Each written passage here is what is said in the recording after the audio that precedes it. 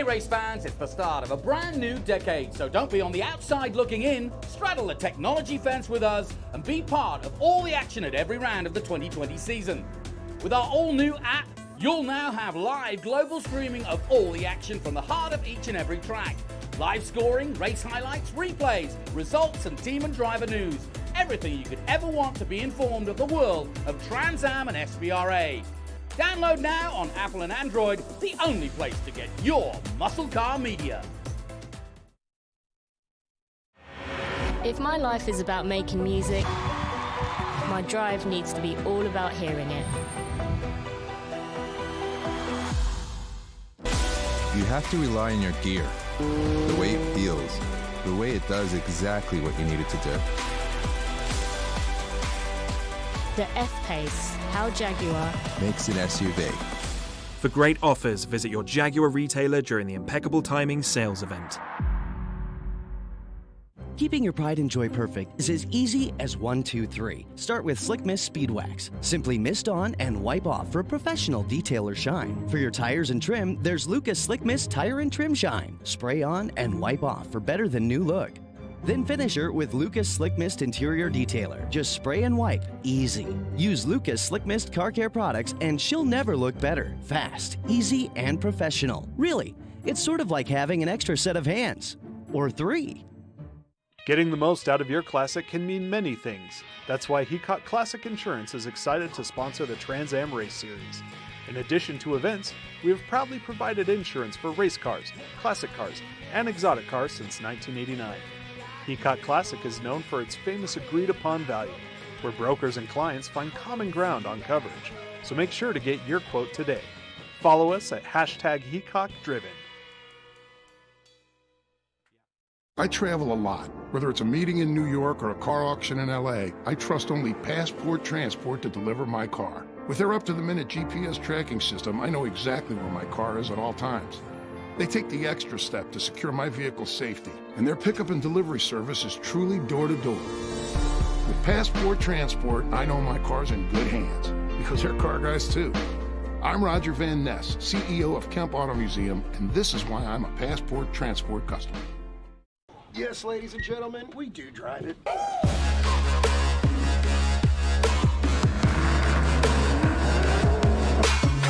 But all of us in the pits want to know who's the ultimate grand champions.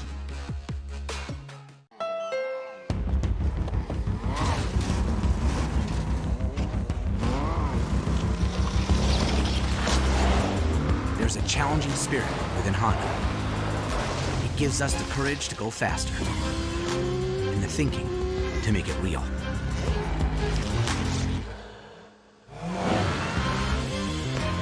Whether it looks like a truck, a sedan, or an SUV, inside is the heart of a race car.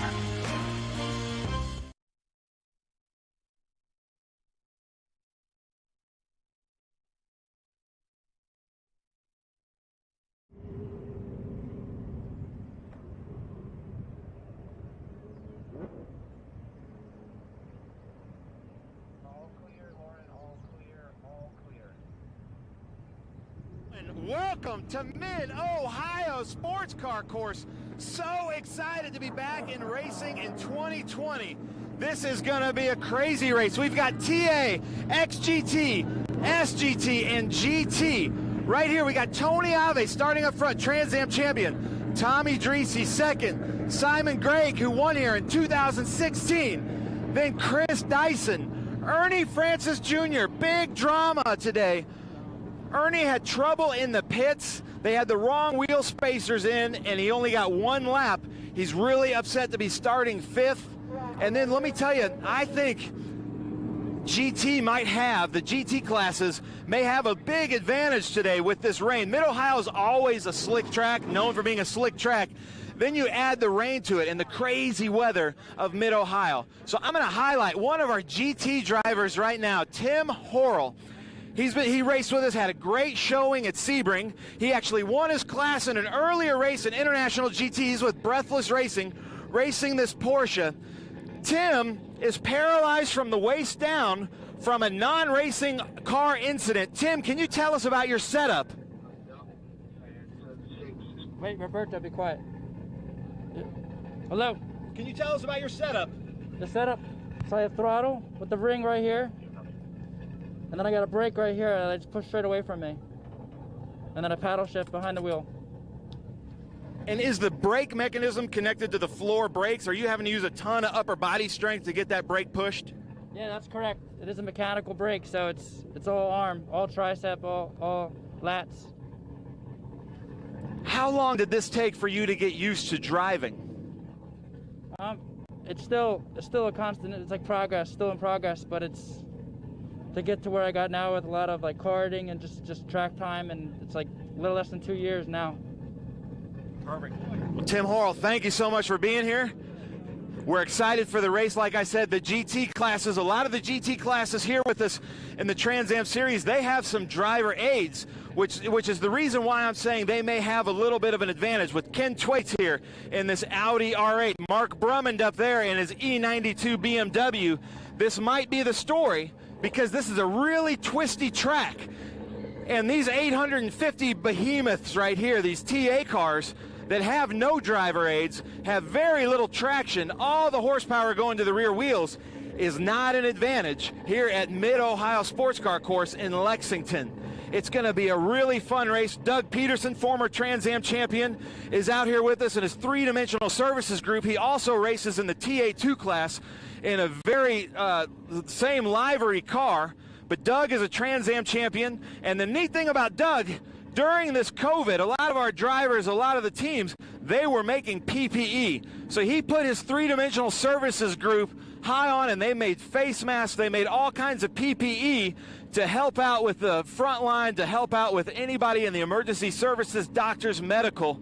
So we really appreciate that three-dimensional services group, as did Carrie Hitt's team. We have two-time champion right here, Amy Ruman.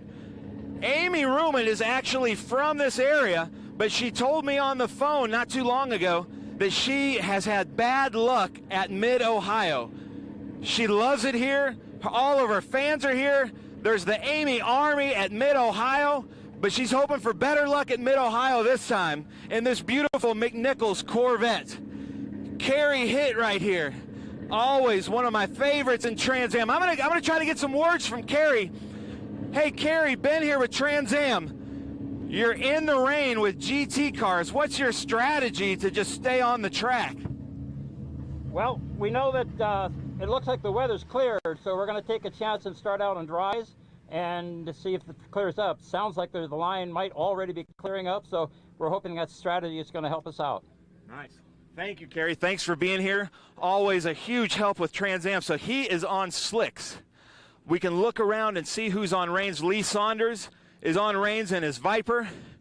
Eric Joyner joined us at Sebring for the first time and had a great showing. And I would say this is a car that, with this wet track and slick conditions, he did really well in the International GT race earlier today.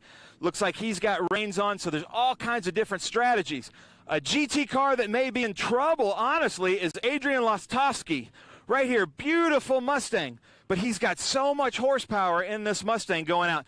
Notice here, this is like a window defogger, defroster from like usually rear windows in like the 80s. But his idea was to put this here, and that keeps him from having to wipe with his gloves, or sometimes guys have towels in there. I hope that works out, because it's going to be scary out there, isn't it, Adrian? So you're racing in the GT class in a Mustang. I said that the GT class may have the advantages today because it looks like it's going to be slick conditions. Tell us what's your strategy. It's SGT, and yeah, we did a lot of changes for the rain right now, and now that the rain's stopping might really mess us up for the dry, so we're going to have to see how this goes. Nice. Adrian, thank you. Good luck out there. And yeah, he's right. He's in the SGT. When I say GT class, I'm kind of lumping all the GT classes, but we have XGT, we have SGT, and GT. We have some new guys here. Aponte Rios from Puerto Rico racing here with his AR Racing with his buddies back here.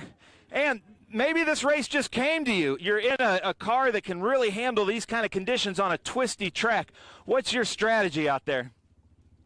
Well, you know, it's only 4 of us in the GT class, so I think we're going to do our best to finish clean.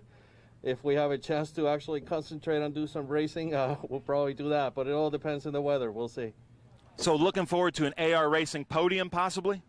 Hopefully, yeah. I mean, I think it's if we finish we're secured a couple of spots, so I think that's what we're concentrating on, just coming home safe and sound. Nice. And not to add any drama, but lately we've had a lot of cars come in from the other series on hooks. It's a really slick track, really bad conditions. This is a very tight and twisty. There's lots of undulation, lots of different hills, hard turns, and the track is really, really smooth, which means for less grip. And I've seen races here in the rain in the Trans Am series and in other series that sometimes drivers, if they're on rain tires, they'll actually take the counter line, the anti-line, because I'm looking right now, we've got Doug Peterson on reins. We've got Ernie Francis Jr. on reins. Chris Dyson is on reins. So it looks like Kerry Hitt may be the only big TA car on slicks. So we're going to see if that works out for him. It's really cool to see Tony Ave back in the TA series. We're going to come up here, right here. Simon Gregg, who won Mid-Ohio in 2016 in his brand new Durhog Motorsports Camaro. Simon is really good here as he's getting buckled in, getting adjusted. He's on the radio right now with his teams. It looks like we're about to get going. One of my favorite cars out here is this Lucas Oil Slick Mist. They're buckling in Simon. You're looking at Simon Gregg right there, Trans Am champion on the East and West Coast. He won here in 2016 in an absolutely wonderful race. You can hear these cars going. It's already hot inside these cabs. Simon is going to have his hands full with Chris Dyson and Ernie Francis Jr. behind him. Looks like they're about to give 5 minutes on the grid. Tommy Dreesy right here in this beautiful Lucas Oil Slick Mist machine with Burton Racing out of Atlanta. We love having Tommy back in the series. Tommy, I'm coming to you. Keep the camera there if you can.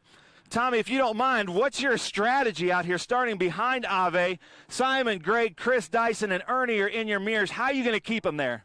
I think try to check out with Ave. Focus on that for a while, and then towards the end of the race, go after Ave. You know, I think the number one thing is stay on the track right now. It's going to be, you know, we got a wicked slick mist car, but hopefully it's not too wicked slick out there. Lucas Oil. Nice. That's Tommy Dreesy, who was going for a championship last year, and he's going for a championship this year. Tony Ave on the pole. We've got 5 minutes. Greatest sound in racing. I'm going to give it over to Thomas Merrill and Jonathan Green. Stay tuned.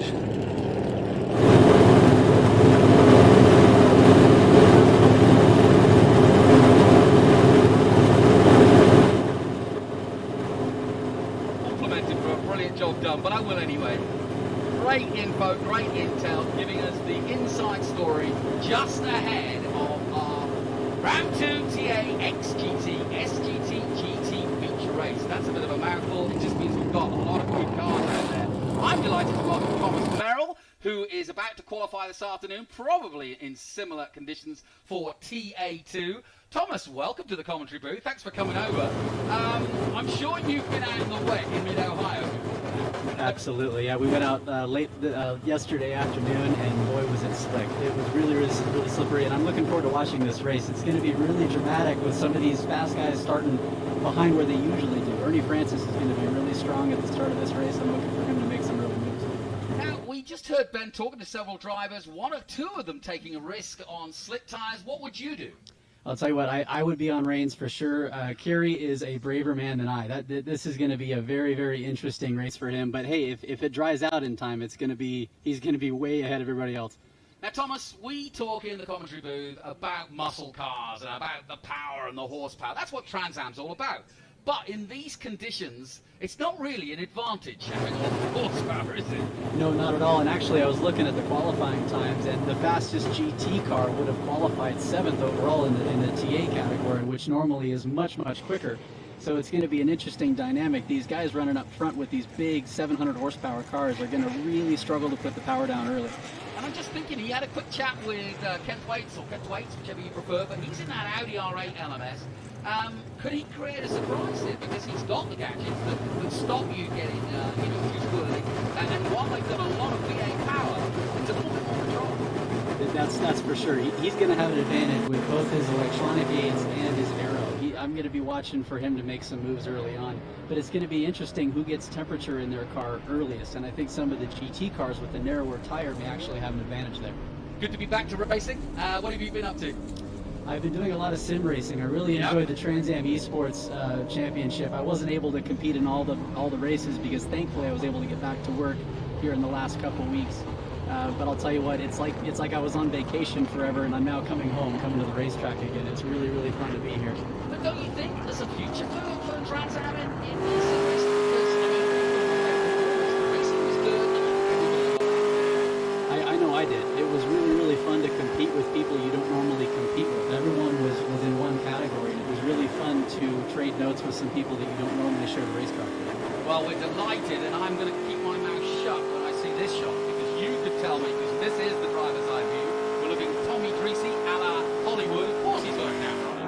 And Tommy Dreesy, a former champion, but when we see that on board, I'm going to let you tell us what you see and how he's doing, because we've got all the bits there, we've got what he's doing, what gear he's in, and we'll be able to really get a bird's eye view of exactly how to race one of these things.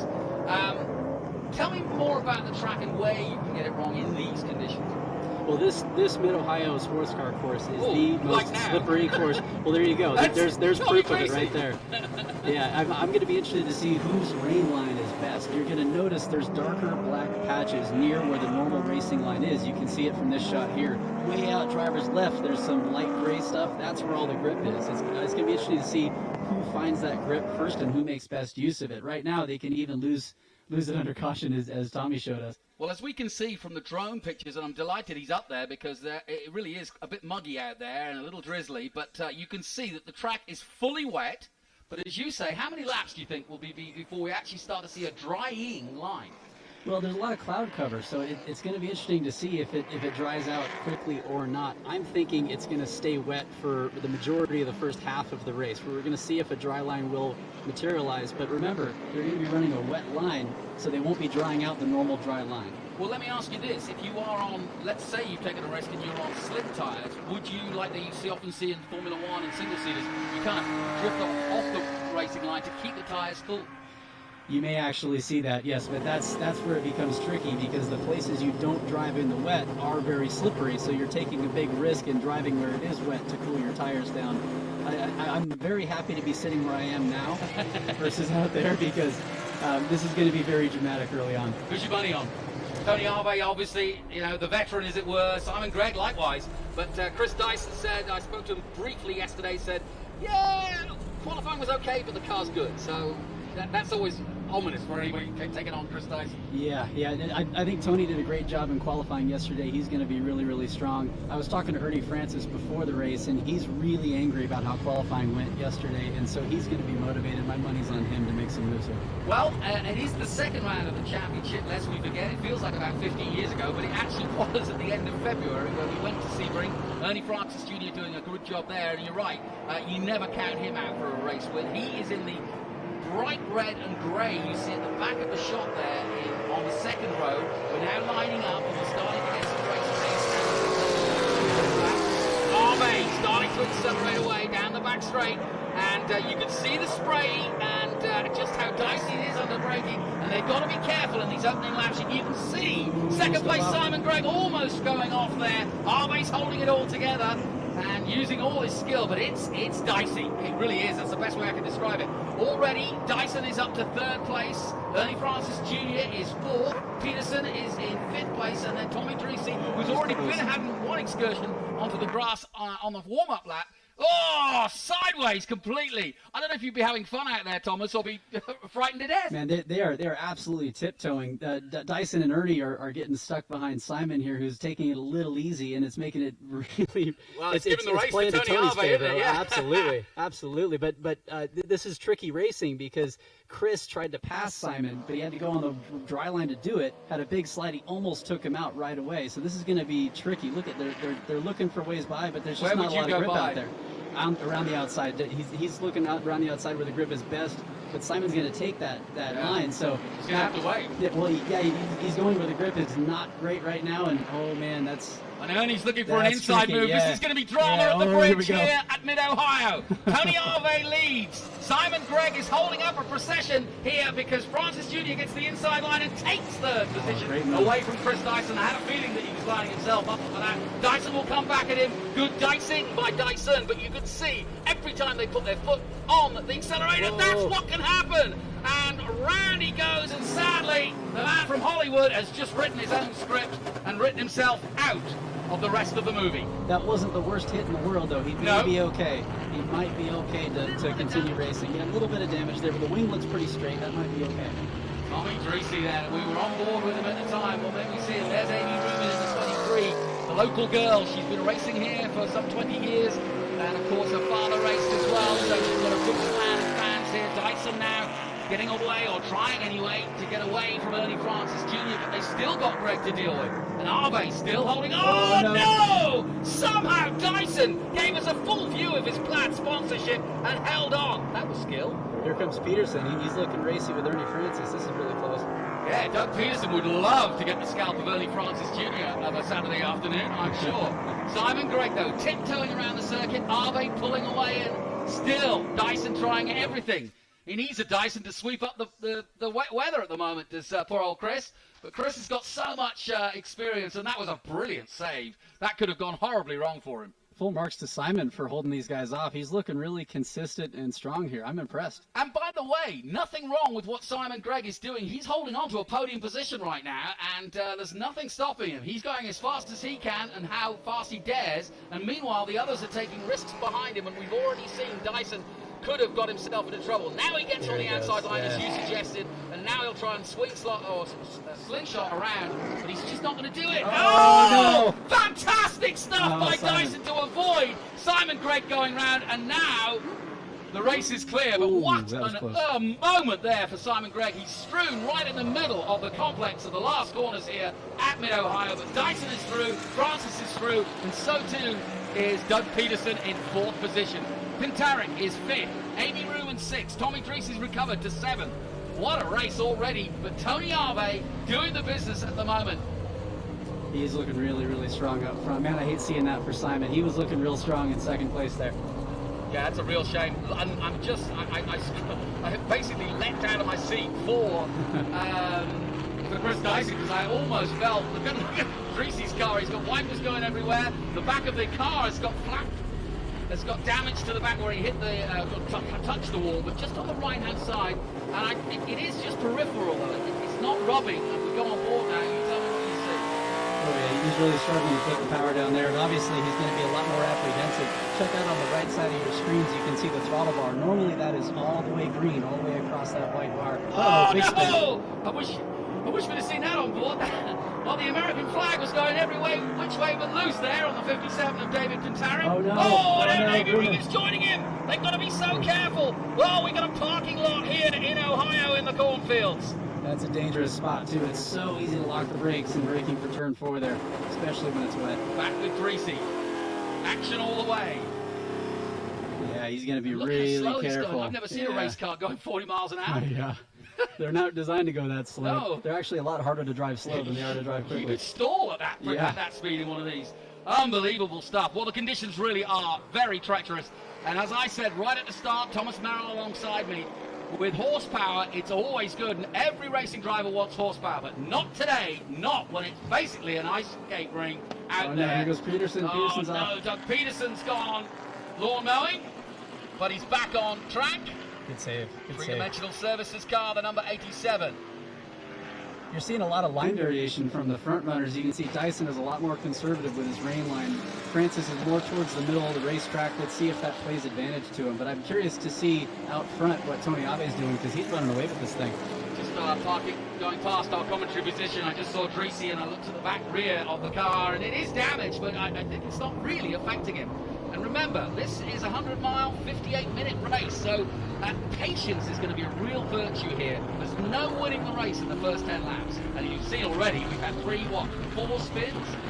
Oh, you can certainly lose it. It's really, really slippery, particularly in the brake zones. The brake zones appear to be a bigger challenge than putting the power down. Look at that, Ken's race as well. He just went across the start-finish in his Audi. And as we mentioned, because he's in the XGT class. He just may be able to use these conditions to his advantage. He's currently 8th. He's got Tommy Treacy ahead of him. We go back to Ernie Francis Jr., who spread himself out. Oh, Doug Peterson almost went straight on there on the braking. Again, saves it, but I don't know. How frustrating is it for a driver? Because you guys get into a mode, you get into a zone. But when you make a mistake like that, or when the track forces you into a mistake like that, surely doesn't it get you, I mean, doesn't that kind of ruin the rhythm and get you sort of half unconcentrating and mad at yourself? Oh, absolutely. That's where the team comes in. They've got to get on the radio with Doug and say, hey, this is your first TA race. You're looking really, really good out there, and there's a lot of race left to go. Yeah, it's pretty funny, isn't it? It's as though we designed it like 6 months at home where you can't go outside and only be allowed on the sim. Then we're going to pull the wheels off, put you on ice skates, and put you on an ice skating rink. Yeah, and then say, here's 500 brake horsepower, go for it. You can see how much more aggressive Tony's being with his rain line. Look how he's driving down the middle of the track. He would never go there normally. Look how wide he's going to take turn 1. He's finding the grip. He's doing a great job out there. I'll tell you what, I'm learning a thing or two. I'm going to get ready for qualifying this afternoon looking at that rain line. You know, that's very interesting you say that, because I spoke to Tony last night and he said just that. He said, I've raced Mid-Ohio many, many times. He said, but yesterday was different. He said, because the track's so green, nobody's been here but a NASA race in the last few months. So therefore, there's not a lot of grip. He's finding places on the track that he never knew was slipping. And he said one of the biggest things is where they've laid down asphalt. And it really has changed the way you approach this. And he's taking many, many different lines, which Thomas Merrill alongside me, who will be out qualifying in TA2 later today, is getting a little bit of knowledge for himself. Yeah, I'm going to school right now, looking at what's working and what's not. This is a great onboard view with Tommy here going down the backstretch. He knows half throttle. He doesn't dare go full throttle because he doesn't know where the grip is. Yesterday we were hydroplaning twice on this straightaway before this brake zone. So you really got to take some risks if you want to go quickly right now. Well, Tommy, is an established champion and a very good Trans Am racer. He'll be spitting. I know Tommy. He's very talkative when he's out in the car, but he'll be talking to himself right now. He actually said to me, he goes, you can't hear the sound when you've got my onboard on, can you? He said, because I might be swearing a lot. I said, no, I think you're okay there. And I said quietly to myself, well, I hope he does. Well, there's no quit in him either. He's still pushing out there, for sure. Well, I seem to remember this time last year he got involved in an incident in the dry, which forced him out. So you can see, look, when you look at the bottom left, you tell me, but he looks to be really taking his time here. Oh yeah, that's about as relaxed as I've ever seen Tommy behind the wheel, that's for sure. Well, you can see for yourself, he's just under, 85, 90 miles an hour is the top speed, and that's the fastest part of the circuit. So, I don't know, Carousel, where would be the toughest place? Where he's coming up to right now is really tricky because you got a long right-hander followed by a left, so you have to cross the dry line at some point, and you just don't want to be putting the power down. Right where he is right now is the worst place to put the power down, so he's waiting. Okay, there he goes. Finally, he's able to roll on with some throttle. Yeah, that is a long way. He's right by our commentary position there, and as you say, usually you get on the power as soon as you get out of that left-hander, but he was really, really gingerly touching the throttle very carefully, and now heads towards the big long straight. And I would have thought this corner is crucial too, because getting power down on the exit of this hairpin, and I say hairpin, but it is a long right-hander starting now, a sort of triple apex. But take your time through here, take your time. Now, you should be on it now, but he isn't yet, is he? No, that corner takes forever, especially in the wet. That's really tricky. And it's blind on entry as well, so you can't read the pavement. Now, this is about as fast as he goes, past the rolling start finish. There, that drop there, and he's coming up now to what will be a right-hander.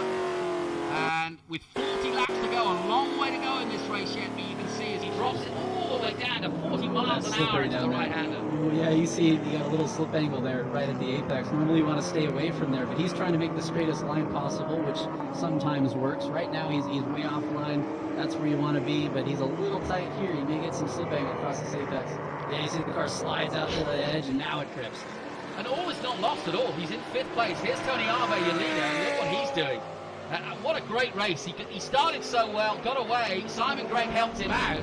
But once he's now got into the mode, as it were, got into his rhythm, he just did a 1:54.7, the fastest lap of the race, while meanwhile everybody else is pretty much just at about 2 minutes per lap.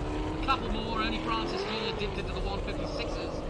but 154 from Tony Arve just shows you how much he's dealing with the conditions well. Yeah, he's earning this big time. That last lap alone, he was a full second faster than Chris Dyson.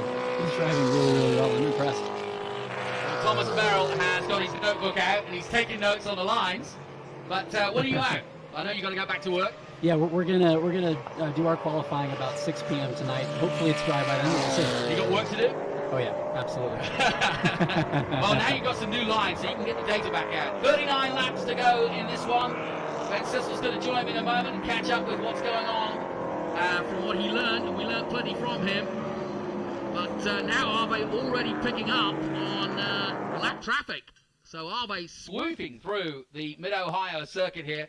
My thanks to Thomas Merrill. He's going back to set up his car quite differently, maybe, than what we've just seen. But thank you for your great insight. Good luck in your qualifying, and we'll see Thomas Merrill in action tomorrow in TA2. Thomas Merrill, the driver from Salinas, California, in the Deal Merrill Racing HPT Tuners MCR Ford Mustang.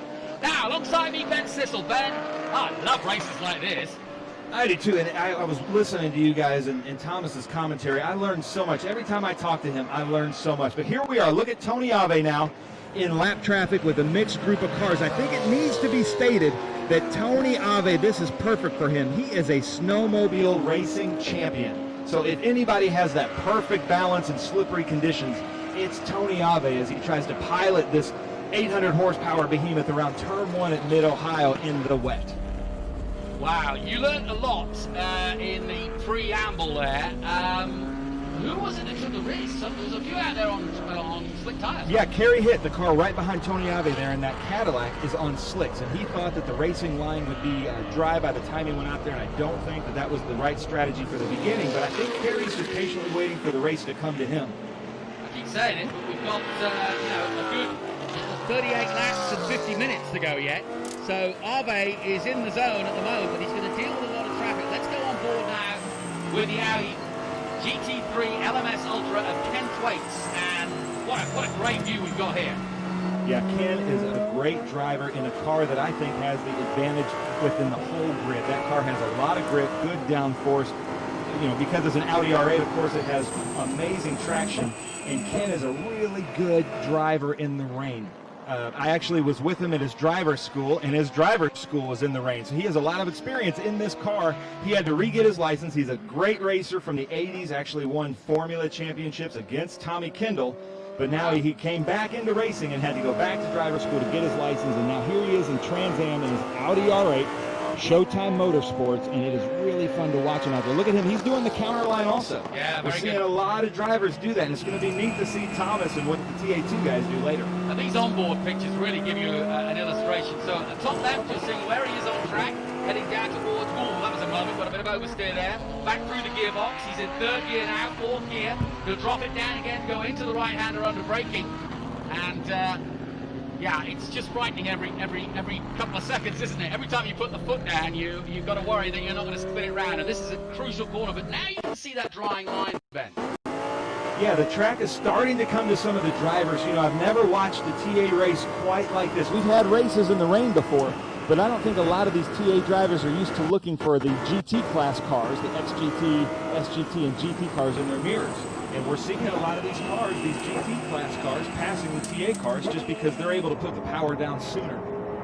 Yeah, no question about it. And Ken with that beautiful prepared R8. He's got two, in fact. He's already done one race in International GT today. So, but that was in the dry. So I don't know if it helped him at all. But with 37 laps to go, we're keeping an eye on what Ken Thwaites can do. He's currently in 12th position. He's got Mark Drummond in front of him. He's got Adrian Lostowski, who also took part in our E-Championship. Now, I'm worried about Tommy Dreesy because his back rear light is actually hanging off. And I'm worried that the stewards could effectively bring him in if they see him dangerous.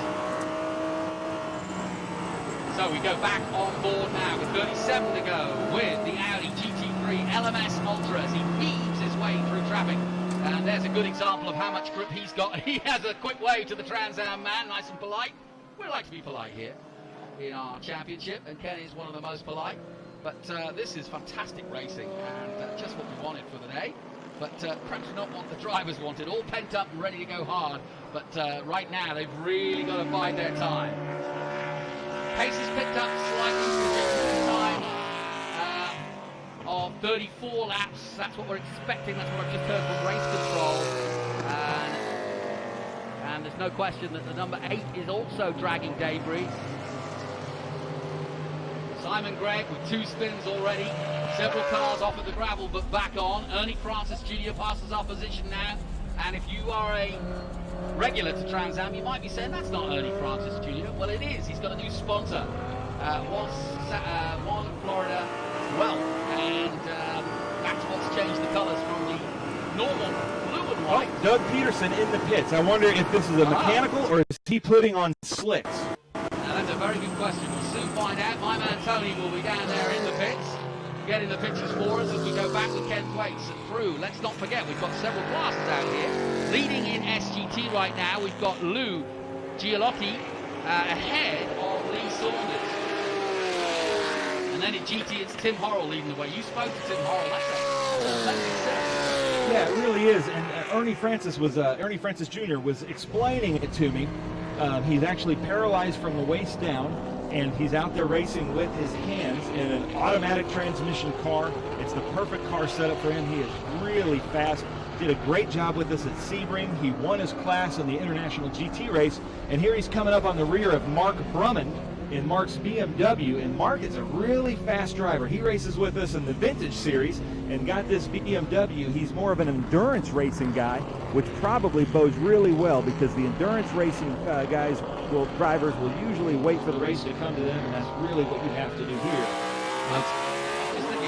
I wouldn't bring Tommy into that light hanging up with you.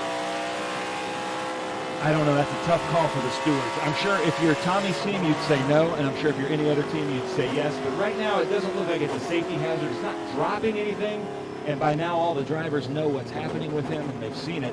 So I think the stewards are going to let that one go. If it gets worse, they're going to monitor it, and they might bring him in if it gets worse. But as of right now, I don't think they're going to. Look at Dyson and Ernie Francis. Dyson and Ernie Francis diving and dicing through several cars here, and now we've got a real battle on our hands.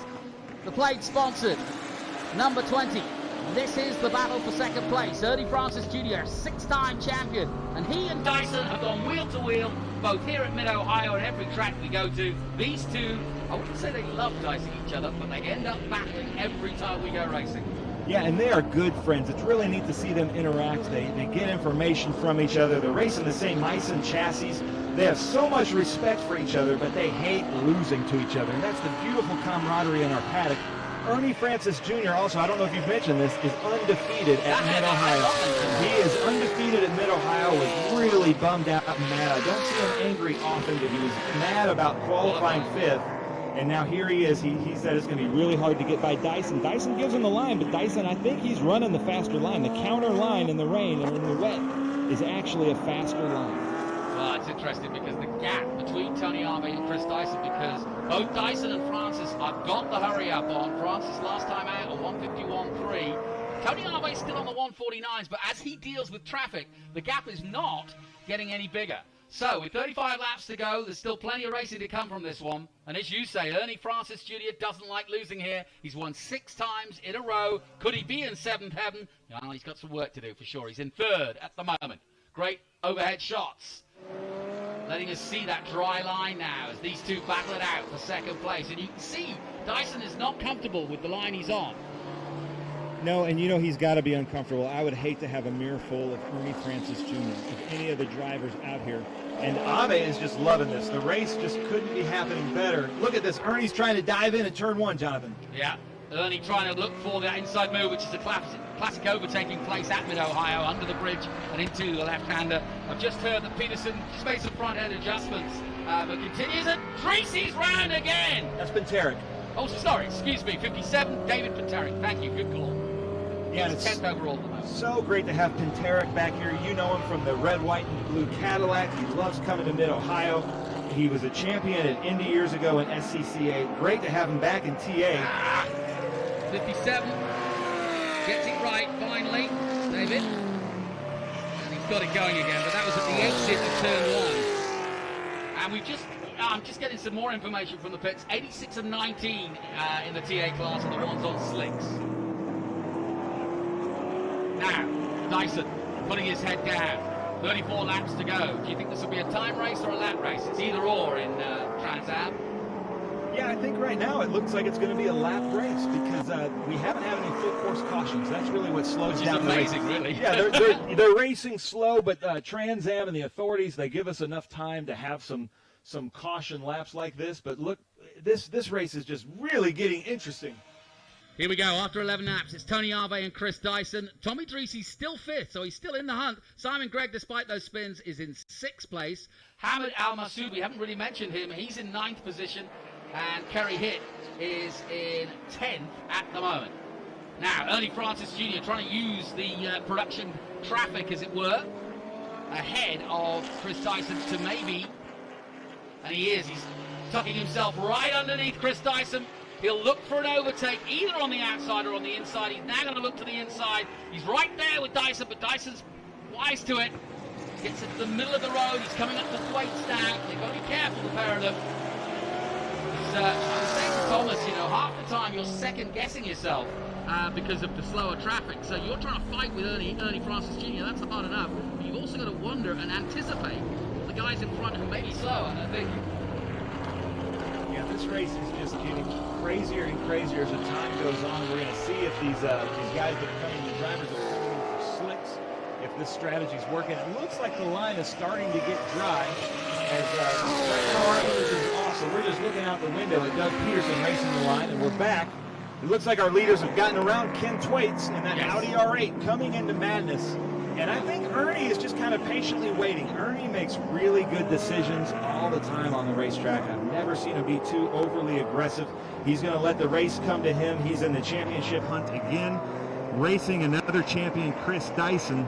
And I think he's going to wait for Dyson to make a mistake, which may be waiting a long time. What I always like about Ernie Francis Jr. is he belies his age because he's 22 and you'd expect him to be a hothead. You'd expect him to be charging through and being aggressive.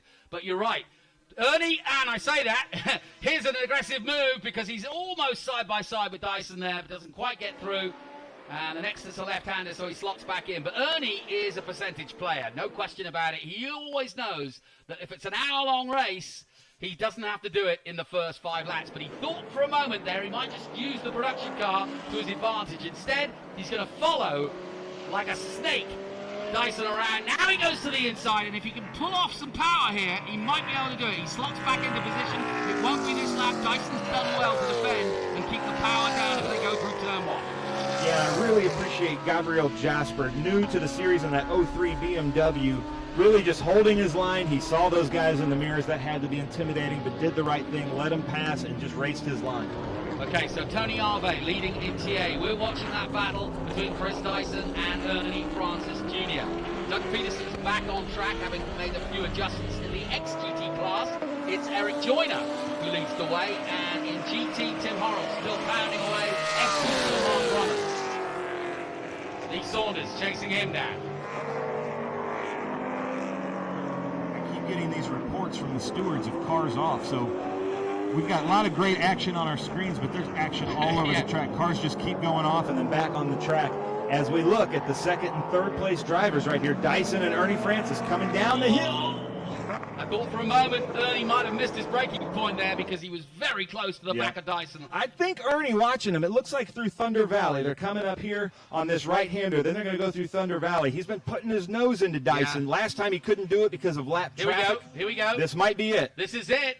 They're side by side here at Mid-Ohio. Dyson just ahead of him, puts the power down as much as he dare into the left-hander, and into the last complex they'll come. And Dyson doing a really good job of holding off our 6-time champion from Florida, Ernie Francis Jr. Breathless got 2 cars out this year. They've also got an IGT car racing. 30 absorbs in his usual TA car. Turn 1 again, fast continues. The gap between our top men. Tony Arve is some 26 seconds up the road. This is Arve's race to lose, and well, it's actually getting better and faster at the moment. It is. They keep picking up the pace. Everybody's trying different lines. It seems like none of the drivers are comfortable on the line they just had, so they're going to try something new. But this race is just falling right into Mr. Snowmobile, Tony Ave. He's just really good at these balanced races like this in any car. He's a Trans Am champion, but like I said earlier, he's a snowmobile champion, and he's just really good at finding that balance and finding that edge. But don't you think that sort of ability on the snow is perfect for the race? Because if you are on ice or snow, you have to be judging every other second where the grip is and how much you've got. Yeah, nothing changes quicker than a snowmobile track. You know, each rut is different. As he comes up now we got some traffic, to the La Vida Tequila, Chris Dyson's teammate, and just goes by him like he was standing still. It's Ave just really knows where to find the grip. Now, Dyson's going to try to put some time and space between himself and Ernie just to give himself some breathing space, but Ernie's wise to it and follows him right through. As they both tiptoe past the GT cars and into the final right-left. And onto the main straight, past our commentary position. And down the main straight again and under the bridge here in Mid-Ohio. Back to racing in the real world. Ernie Francis Jr. has been racing in the E-Trans Am Championship. He's third on the road, and he was third in our E-Trans Am Championship. Oh! And that's a teammate right there of Ernie Francis in the breathless Porsche that Ernie just passed. And now Chris Dyson's going to be coming up to his teammate, Masoud from London, England, here coming up pretty quick. So let's see how they treat him. Ernie got a little squiggle on there as he put the power down because he doesn't want to lose touch with Dyson. Yeah, I haven't had a chance to talk to Masoud. I saw the British flag flying over the car. Well, congratulated for being involved. Another break. Yeah, he wanted to say that his sponsor, the tequila company, is actually from Tequila, Mexico, and they are an actual tequila company, just like Champagne, France. Wow, that's very cool because, like you said, there's lots of different brands out there, but to be from the real deal, very cool. So is he going to try it again in Thunder Valley, Jonathan? You think Ernie's going to try to put his nose in there, or is he just trying to make Dyson make a mistake? I think he knows Dyson too well. Dyson makes very few mistakes, and I think he's going to be looking ahead of him now, seeing the opportunity with these cars here to get alongside again and maybe use the GT cars to his advantage. But Dyson's wary to it because he got good power air, and you only see it when you're looking from above on the drone. But Dyson drove well there. You can see him slip sliding here, but now they're starting to weave their way through the traffic. Another car in front of them. Dyson's got to be careful. He'll want to basically get onto the straight and get past it as quickly as he can. So right now they're coming up on Kerry Hitt, who is on slicks. The race has not yet come to Kerry Hitt as Dyson takes the inside into turn one. The blue flags are out. We appreciate blue flags in the Trans Am series. Absolutely. Francis certainly appreciating it him. It's giving him a chance now to again attack Dyson, but Dyson doing a really good job. He's got a mirror full of orange and grey at the moment. Flames coming out of the side of that car as he breaks down through the gearbox. Now puts down the power, and look, you can see Francis, that's where he's good. He gets a little bit out of shape, but look how much power he's got. And this is a good opportunity now for Francis to make an inside move at the next braking point at the end of this straight. But again, Dyson gets the power down and gets away from Ernie just enough where Ernie can't make the move. You can see Ernie under braking is really risking everything. He almost came underneath Dyson there, and probably the line. Oh, go on, Ernie! If he pulls this off, that's amazing. But now he's he's still going. Go on, Ernie! And he's done it! Oh, that was sensational driving from Ernie Francis Jr. And I think there was a touch of frustration that he'd been there too long, and he wanted by Dyson before both of them got in trouble. But that was textbook racing. That really was, and I think he used a little bit of the MiG Aponte Rios in that BMW as a little bit of a factor. So Chris Dyson was driving in his mirrors, but really aware of the traffic ahead of him, and Ernie just took full advantage like Ernie usually does. He's just so methodical in his driving, as now he comes up to Dyson's teammate, Masoud, with the La Vida Tequila car. Yeah, so we are getting down to the business end, if you will. Still some 33 minutes left in this race. And Ernie Francis has got half an hour to get 23 seconds back. I wonder if he can do it. His last lap, a 1:37.4, which is interesting because he's quicker than the man in front of him. There's the gap, you can see. On lap 17, 1.2 seconds. I know Tony Ave's crew pretty well, and I'm sure once Tony Ave got a 20-second lead, his crew would yell at him to slow down. And finally, Tony may have given in. But once he finds out Ernie's on a faster lap, I think Tony's going to put the hammer back down. Another overtake in progress. This one on Luke Gilotti. Gilotti in the SGT class, so Tommy Creasy easily passed. Let's just be quiet here, Jonathan. Listen to this TA car of Tommy Dreesy roar as we come out of that. But there's Tommy Dreesy and the Lucas Slick Mist. The race just hasn't come to him. And he even said to me on the grid when we did the fan walk, he's like, this Slick Mist car, I hope it's not slick out there. But unfortunately, he got the receiving end of that. Well, and look how the racetrack is changing. You can see now a distinct light grey, and that means dry line is starting to come to them. This is going to make things really interesting because they're on wet tyres on a dry race line. As you say, Tommy Dreesy had his tail up yesterday, watching him prepare the car, and really looking forward to going back to racing. Tommy's raced course on the West Coast as well as the main championship. The Hollywood hero. He often uses some of the movies he does to advertise any movie he's involved in.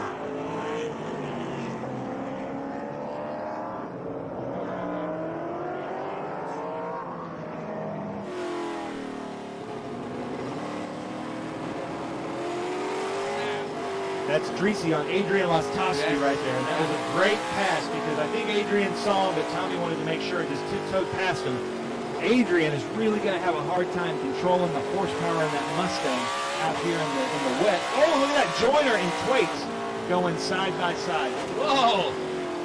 Right across the line they come. Meanwhile, another TA car of Doug Peterson, who's been in the pits once, back with Dreesy.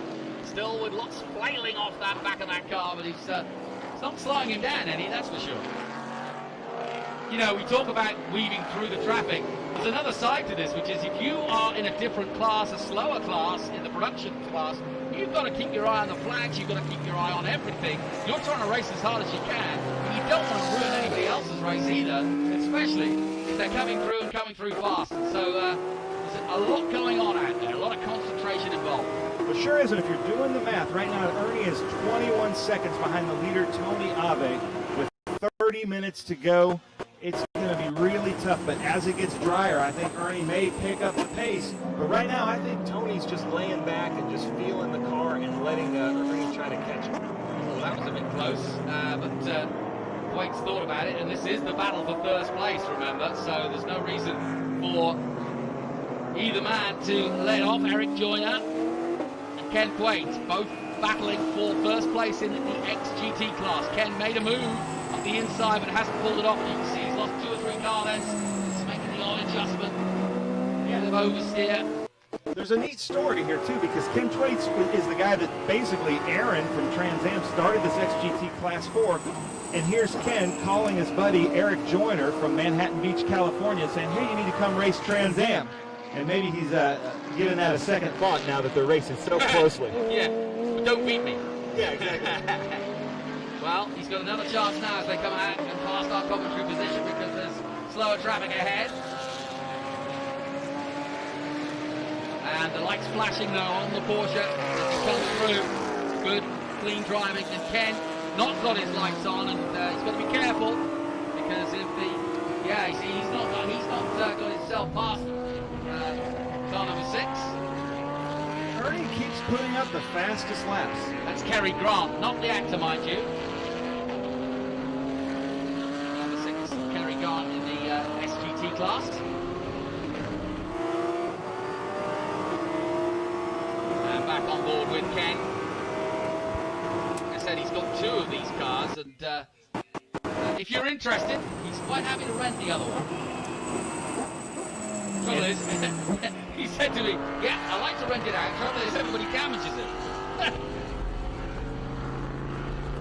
So there's the gap right there between second place Ernie Francis Jr. and Chris Dyson in the plaid Mustang right there with Simon Gray behind him.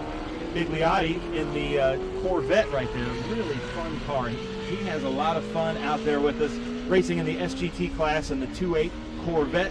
going around the keyhole, a really complicated turn, like Thomas said, because it's a blind turn. Yeah, and Chris Dyson, who you saw there, just did his quickest lap at 1:34.684 last time out. And so he's obviously finding the conditions to his liking right now. And now you can see 1.82 seconds the gap has come down to. So Dyson making another attempt as he starts to push. You can see the car sliding as he starts to push now and try to catch up with Ernie Francis Jr., who is also weaving himself through the traffic. Ernie, though, of course, trying to get on level terms with the leader. And funnily enough, Ernie Francis Jr. 2 seconds quicker in that last lap than the leader, Tony Arve. So whether it's the team telling him to slow down or Arve's in traffic, either way, Francis Jr. and this man Dyson are catching. No, I guarantee you, this team is really smart, Ave's team, and they know Ernie Francis Jr., and when they start to see Ernie close a gap, they're telling Tony to put the power down. But Tony, like you said, maybe in lap traffic or maybe out of tire. Yes, that's a good point. 100-mile race, we often see in dry conditions. And I say I'm concerned with this. You notice them slightly going off the dry line as Dyson does there, because the tires heat up quickly when they start to dry out, and sometimes you start looking for the wet just to cool them down again. Yeah, we saw that a lap and a half ago. Eric Joyner coming into madness from Ken Tweet's car. He went way offline to get in a puddle of water, I think just to cool his reins off a little bit. Yeah, tires don't like this sort of thing because 1 minute they're getting heat, the next minute it's cooling down. The conditions are cool weather-wise in terms of it's overcast and humid if nothing else, but there you see the gap. It's come down by 4.3 seconds now, and overall the gap is 16.3 seconds. Ernie Francis Jr. is doing what Ernie does best, which is put on a spurt in the last 20 minutes of a race. And this isn't over by any means, Ben Cissell. It sure isn't. Yeah, I'll tell you what, who I am really proud of right now is Mark Brummond. Mark from Charlotte, North Carolina, with his garage door Dr. Dynamic Auto Tune BMW M4 is out there. It's his first time in the Trans Am Series. And to my calculations right now, he's leading the SG category, is he not? I will check for you.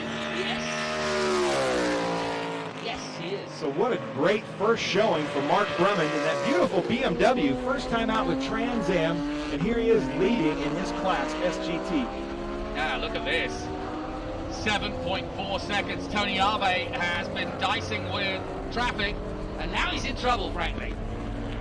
Arve's number 4, the all black, up against the 98. He's led all the way. He got a real advantage at the start of the race, Ben, while you were coming across the bridge on your way over here. Arve got a real reprieve when Simon Gregg effectively held up the whole field for some 2 laps or so, then spun out of contention, and that allowed both Dyson and Ernie Francis Jr. through. They then had their own battle for several laps, and now it's a 2-way battle, and look at the gap coming down drastically now. Oh, wow. I think if Ave knows what's happening, something must be going on. He must be losing grip, losing his tires, because, or maybe, knowing Tony Ave, he loves to race. Maybe he's going to let Ernie get to him and see what happens. Well, you never know, but I think his team would be pretty upset about that. I don't think I'd pull over and wait for Ernie. No, definitely not. But right now, it looks like Tony Ave may have burned out his rain tires. Yeah, well, either way, he's losing that gap. He's also got traffic. I think it's a combination of both. I think the tyres are going, and he's having to dive his way through the traffic. Meanwhile, Ernie is having a clear run at the moment. Here comes the traffic. There's Ernie. Now you can see the gap for yourself. He dives through. Let's have a look at the official gap. It was 16.3 seconds. They're in the same shot together. This is the first time in the race that Ernie's had second place to be in the same shot. And Ernie is just on a tear coming back. Is Ernie going to keep his undefeated streak at Mid-Ohio? I don't know. I don't know. That's, I think, what he's thinking, isn't it? For sure. We've both talked about it to him. And he's well aware that he didn't get the qualifying down in 5th place.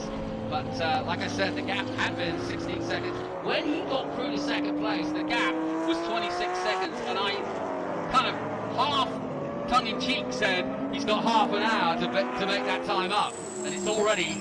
He's done that in 8 minutes. On board with Ken Thwaites as Francis goes through. There's the difference in power between the TA class and the production class. Oh, Ernie. Careful, son. almost made a big mistake there, but you can see he's pushing. Yeah, and right now it looks like this is Ernie's fastest sector, right here through Thunder Valley, these turns. He's got a rhythm here. He loves this section. He's a really good technical driver with horsepower. He's an old spec Miata racer, so he knows how to race cars with momentum.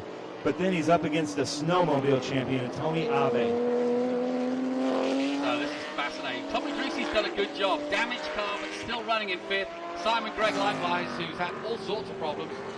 And into the pits comes Ken Thwaites. Now, what's happened to Ken?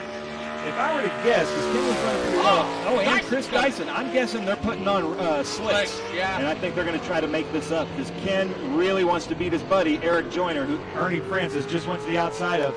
And look at this. I think Ernie is a half a lap from being right on Tony Ave's rear. So what does Ave do now? Does he race Ernie or let him go?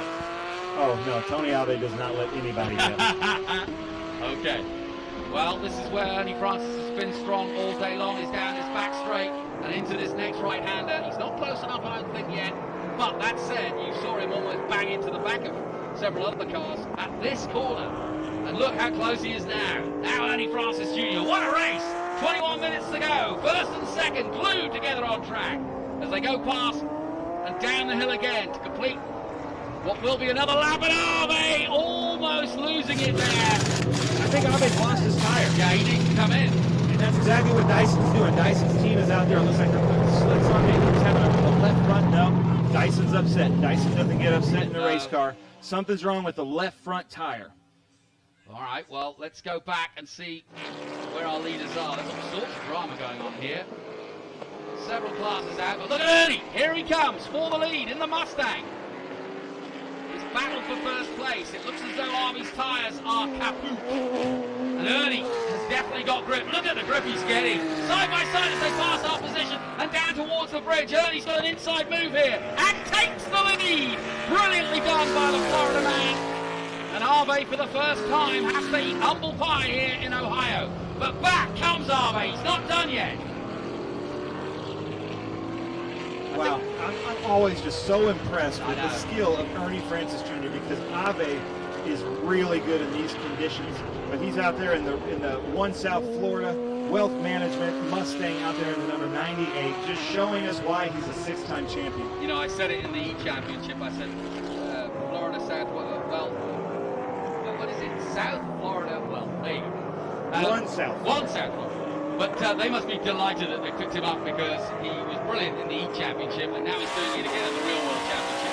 But like you say, you were out to dinner with him last night. He's such a polite fellow. You'd never think he was aggressive. Oh, man, he is such a great kid. I can't believe that some other teams had to pick him up. I'm so glad he's still with us in Trans Am because he just keeps putting on school lap after lap, showing people what it's like to be a race car driver. I've got to make a shout out to Alex and the team who put these onboards on. They have put on a show for us today. Remember, we are live streaming live around the world, and you are right in the driving seat as we go under the bridge with Tommy Greasy. Fantastic stuff, just what we want, and it doesn't get any closer to racing than that. Well, trials and tribulations of the Lucas Slick Mist car.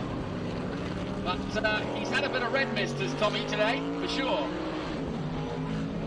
And that car may look a little bit ugly from the back anyway, from the damage, but it's not slowing him down. Somebody else coming in. Eric Joyner. I think Eric's team said Ken Thwaites came in for slicks. You're going to have to come in for slicks. So the very next lap, there's Eric Joyner in the XGT car coming in for slicks. So let's see if Ken is able to come and get him. I don't know where Ken is on the track right now, but we see his team scrambling to get, there was a great shot from Tony right there on the tool car of Eric Joyner as they take off the, look at how worn out those reins look. Yeah. I think it's a pretty good idea that they're putting on slicks. Maybe Kerry Hitt has the right strategy starting, I don't know. Great stuff from our cameraman down in the pits. Tapani, well done. There's Ken Thwaites, so he's coming up, he's almost to Thunder Valley, so it's going to be close. I don't know if Eric's going to get those tires on quick enough. I'm sure Ken's crew is telling him what's happening. There's the left rear tire. Eric's team looks like they're going really fast. We didn't get to see Ken's. He's back down on the ground. He's taken off. There is a speed limit in the Trans Am pits. He should be able to get Ken out. Thwaites should be coming up to the carousel. There he is. Oh, man, it's going to be quite a race. Ken's going to see Eric on his left. Look at the drama unfolding right here in XGT with two really good buddies. And now the problem is he's got cold tyres, and yes, he's on slicks, but he's got to get him up to temperature. Here comes Thwaites into turn one. He comes. He's got about 7 car lengths between himself and the man in front. We go on board now with Ken. Now, how much will he be aware of exactly where he is on track? I don't know if you've ever watched Ken's YouTube videos, but his team is constantly talking to him on the radio. He's constantly communicating. He knows exactly what's going on. Okay, cool. He said to me yesterday, he said, will you be able to hear our radio communication? Because we do have a lot of fun chatting to each other. They really do. It's really entertaining. I hope someday we can do that. I'm sure Greenlight's working on ways to make that happen. Oh, if there's an angle, we'll find it. We'll get it. Don't you worry. We're doing a great job so far. Like I said, the onboard's a real advance here for us. We go back on board live with Ken Thwaites. And now he's got to see the target that is that white Porsche ahead of him. In every class, we're having a great battle here at Mid-Ohio Sports Car Course, which is year after year here. Right, you're right with the battle. The white dot you see in front of you is his opponent in XGT. Comes over the lip of the hill, under the ridge, into the little kink that is a right-hander, flat out through here in 4th gear. But Joyner holding the lead on cooler tyres. But how long would you say? Maybe a lap and a half before he gets up to speed? Yeah, I think so. Because the track was wet, it's not as hot. And it hasn't been a super hot day. But I think by the time he gets around Keyhole, I think Joyner's going to have the tires come to him as we see Bauckham coming up on Ken Thwaites. Yeah, John Bauckham doesn't quite get through, but he'll get through on this next mini straight. Ooh, Dyson and Ave went at it at turn 1 right there. Well, and I just looked at the gap. It's 2.4 seconds. It was, but like you say, I think they're at it again. So that's good news. Likewise, Ken's coming back at Bauckham here. He doesn't want to get on the straight without getting past him again. He'll lose out again, but he's just going as quick as he can. Great start. 15 minutes to go. Can we add another hour? Yeah, I would love it. We should start doing some endurance racing with Trans Am. Yeah, exactly. Fantastic stuff. We're just delighted to be back to racing, and I want to take hats off to John Claggett and Tony Perella for all the work they've done behind the scenes to make this happen today. Everybody doing social distancing and being very responsible, and delighted to get back out to the real deal. So then, let's just quickly catch up. Ernie Francis Jr. is your leader. If you've just joined us, where have you been? It's been fantastic stuff. Tony Ave, who led for a lot of this race, is in 2nd place and continuing to dice with Ernie Francis Jr. Doug Peterson, despite having a pit stop, is now 3rd at the moment. Tommy Greasy, who's hit the wall and damaged the rear of his car, is still battling along and in 4th place, could still get a podium before too long. Chris Dyson's been in, he's changed tyres to dry. Simon Gregg, 2 spins but still 6. And Amy Ruman just doing what Amy does best, keeping out there, staying solid, and in 7th place. David Pintarak, who is in the 57, also had a spin at turn 1, but he too is back out there and in 8th position. Ernie Francis Jr. just moving his way through. There's Ave, there's the gap. Their tires are going away, and I don't know if Dyson put 4 slicks on when he changed that tire. I'm guessing so because he just took a very fast lap. And you see Ernie and Ave struggling to find wet lines right now, just trying to cool off their tires that Ave's obviously losing. Yeah, they're struggling, there's no question about it. They're in the 30s, while, as you mentioned, Chris Dyson, just last time out, did a 26.6. He's 4, maybe 5 seconds quicker than the man you're looking at right now. And I think, honestly, Dyson's going to get faster, and Ernie and Ave are just going to get slower as their tires go away. Look at Ernie right there, almost losing it, going into madness. They may as well throw dirt out there, because that's what it's looking like at the moment. It's looking like a dirt track race, because they are slip-sliding away here in these ultra-powerful TA cars. But Ernie is a maestro. At just 22 years of age, he's been in this championship in all the different categories, and every one of them he's won. And here at Mid-Ohio, he's never been beaten in any race he's been in. That's a hell of an accolade to say. If he does 7 in a row, wow. Yeah, that's just crazy. He is just so super talented. I'm loving these drone shots the Greenlight's giving us. What a great perspective on this track with all the crazy turns and undulation as we watch Ave come into the carousel. Really difficult turn. Yeah, very difficult turn. It's deceptive as well, because we can see the camera from where you are close to it. Often give you the change of elevation, but it drops down through the carousel and out of the last corner and into the main straight. And as you can see, back uphill here, 12 minutes to go. You can see the gap between first and second. Ernie Francis Jr. in the orange and grey 98 going very wide there, but Really I think wide. that's just to keep the tyres. I think He's going so. on the wet patches, as it Yep. were, now. Smart move by Ernie. That wasn't a mistake, I don't think. I think that was absolutely a case of let's just keep these tyres maintained as long as I can. And I tell you what, we saw Chris Dyson's teammate Masood coming out of the pits, probably putting 4 slicks on. You know, it worked for Chris Dyson, so the team is using that to an advantage to say, hey, if you want to go faster, come into the pits and put on some slicks. Tony Arve currently second. Second in TA, the class. We've got TA, SGT, Mark Drummond leading the way there. XGT, you've seen the battle between Joyner and Thwaites. It's still going on between those two. I don't know about you, Jonathan, but as a sports car person, our first race back after this long break, I don't think we could have asked for a better race. This is so much fun. There's drama in every class. Everybody's really having to show us their skill. As Tony Ave just looks like he's out there on like casters. His car is going everywhere. It's amazing that he's able to control it. I'm surprised he hasn't come into the pits yet, but with only just over 11 minutes to go, look at Ernie. He's almost to the inside wall, just trying everything he can to find water. Well, you're not going to have anything to talk about in the post-race interviews, I don't think, are you? Yeah, I think in every class. I can't wait to interview all of them, and I think all of them are going to be up there with just, you know, bloodshot adrenaline. Yeah, no kidding. Well, Arve is trying every which way to keep that car in line and also to use whatever wet patches are left to keep the grip in those tyres. This is fascinating. 10 minutes just over to go. Here's Thwaites.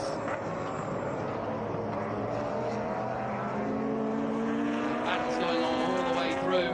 Yeah, Harl did a good job of letting the Corvette at Bigliotti, and then here we go, Ernie Francis. Let's see. Well, this is interesting because Arve's still in touching distance here, but we're about to get into real traffic, and it depends where Ernie hits it.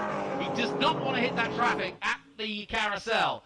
And yeah, you can see the gap. Oh, a mistake there. A slight mistake there by Arve. He went a bit wide, but now you can see from the overhead shot just exactly the gap between Ernie Francis Jr., who's just gone out of shot. Here he goes through the right-hander. Arve in the black car right behind him, and I say right behind him, but the gap has come down dramatically. Meanwhile, Look at this battle right here for third place between Treacy and Doug Peterson as they go into the keyhole. And look, Treacy's got past him. That's a change of position. Treacy's up for third now. It sure is. And listen to this sound right here in Treacy's car as we come down the straight.